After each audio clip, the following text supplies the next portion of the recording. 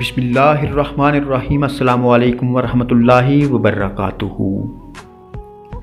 ایک مرتبہ مدینے میں ایک شخص کسی عورت سے چھپ چھپ کے ملتا تھا، اس سے باتیں کیا کرتا تھا اور یہ بات مدینے میں پھیلنے لگی۔ بس جیسے ہی اس بات کا علم حضرت امام علی رضی اللہ تعالی عنہ کو ہوا، آپ نے اس شخص کو بلایا اور اس شخص سے مخاطب ہو کر فرمانے لگے، اے بندہ خدا، میں نے اللہ کے رسول صلی اللہ علیہ وآلہ وسلم سے سنا کہ جب کوئی غیر مرد کسی عورت سے باتیں کرتا ہے تو اس کے نیک اعمال ایسے ختم ہوتے ہیں جیسے آگ لکڑی کو ختم کرتی ہے۔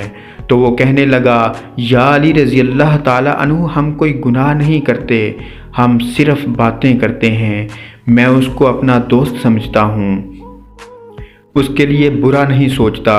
بات جب یہاں تک پہنچی تو امام علی رضی اللہ تعالی عنہ نے فرمایا، اے شخص، یاد رکھنا انسان کی شخصیت پر مختلف قسم کے احساسات ابھرتے رہتے ہیں اور شیطان انہی احساسات کے وسیلے سے انسان کو گمراہ کرتا ہے۔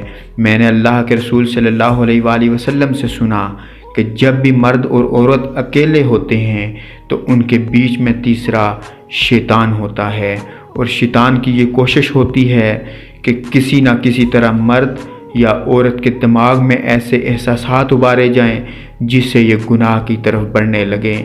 اللہ نے جو قانون انسان کے لیے بنائے ہیں، اس میں انسان کے لیے ہی بھلائی ہے۔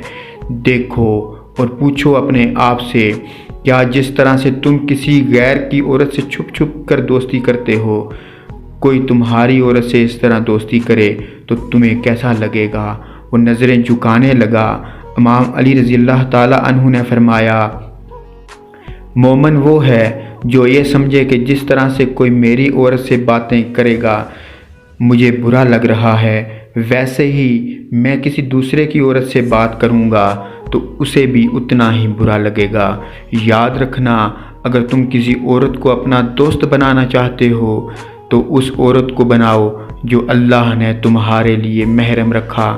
نامحرم سے دوستی کرنا دوزخی انسان کی پہچان ہے، دوزخی انسان کی پہچان ہے۔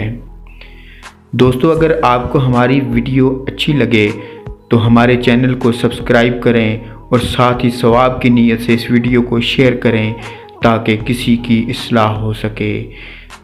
جزاک اللہ خیرن۔ السلام علیکم ورحمۃ اللہ وبرکاتہ۔